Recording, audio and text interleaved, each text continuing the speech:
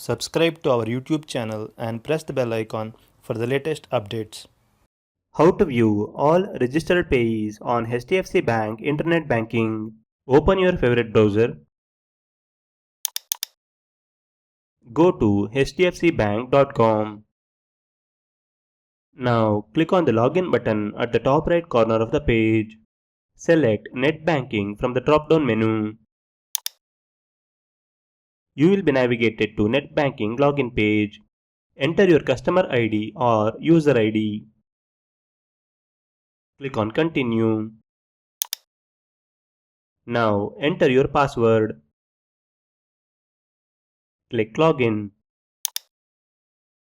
You are logged into your HDFC Bank Internet Banking account. In the top menu bar, hover your mouse over Pay. Click on Money Transfer from the drop-down menu.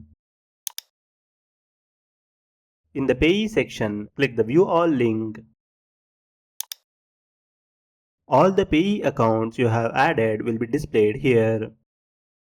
If you have many payees, you can use the search option on this page to find a specific payee.